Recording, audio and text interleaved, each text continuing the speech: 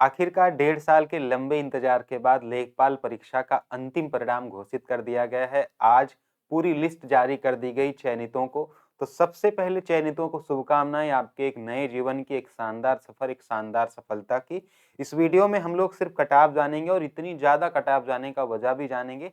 आगे फ्यूचर में क्या हो सकता है वह भी हम जानने का प्रयास करेंगे। स्वागत है आप सबका। आप देख रहे हैं इस वक्त गाइडर यूट्यूब चैनल।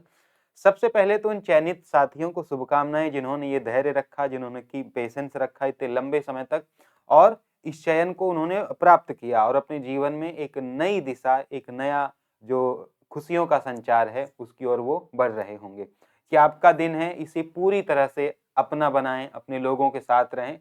चलिए हम थोड़ा सा रिजल्ट का एनालिसिस कर लेते हैं कि कितनी कैटेगरी वाइज कट ऑफ गई हैं और हम लोग इससे क्या सीख सकते हैं फॉर फ्यूचर।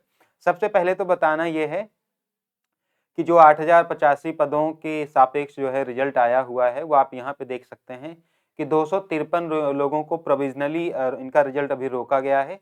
केवल 7897 अभ्यर्थियों के रिजल्ट इसमें जारी किए गए हैं, यानी कुछ रिजल्ट अभी रोके गए हैं। और इसमें कहा गया है कि उक्त औपबंधिक रूप से चयनित अभ्यर्थियों का अंतिम चयन माननीय आयोग या अधियाचनकर्ता विभाग के निर्णय के अधीन होगा। ठीक है, जो भी रिट वगैरह है, अगर ऐसा कुछ होता है तो उसके अधीन वो चीज रह जाएगी। तो कुछ लोगों के 253 लोगों के रिजल्ट इसमें रोके गए हैं। अगर कट ऑफ की बात करें तो कुछ कैटेगरीज के कट ऑफ है ना बियॉन्ड एक्सपेक्टेशंस गई हैं, यानी हमारी अपेक्षाओं के आगे भी गई हैं। कुछ कैटेगरी की कट ऑफ अपने लिमिट में ही है। जैसे अगर हम यूआर की कट ऑफ की बात करें, यानी सामान्य वर्ग की जो कट ऑफ है, साथ में यहाँ पे आप अपनी स्क्रीन पे देख सकते हैं। सामान्य वर्ग की जो कट ऑफ है वो गई है 83.25, यानी 83.25 अंकों पर चयन हुआ है। एससी के चयन हुए हैं 75 पर, एसटी के चयन हुए हैं 67.50 पर।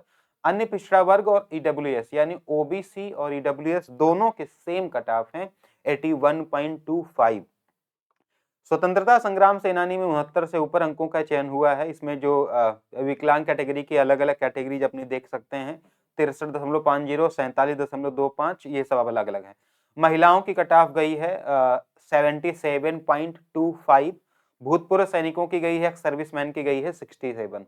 तो ये कंप्लीट चयन है, मतलब इसके बाद अब कोई कट ऑफ बननी नहीं। आप भी जानते हो ये फाइनल रिजल्ट है, डीवी के बाद ये फाइनल रिजल्ट है।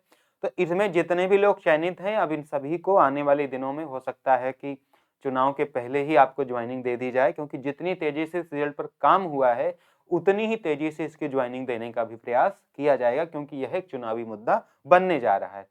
तो कट ऑफ एक्सपेक्टेशन से थोड़ी ज्यादा ही हैं हमारे हिसाब से। और कुछ जो केस वगैरह थे, जैसे सोलर वगैरह के प्रश्न थे, उनमें जो 1.25 की वृद्धि हुई थी, इंक्रीज हुआ था, उसकी वजह से भी चीजें गई हैं ऊपर। ठीक है, बाकी मैं इसको बहुत अलग नहीं मानता हूं। आप इसके इतने इतने अनुभवी नहीं हो सकते, अनएक्सपीरियंस नहीं हो सकते। बहुत सारी परीक्षाओं के कट ऑफ ऐसे ही जाते रहते हैं, खास तौर से उत्तर प्रदेश में।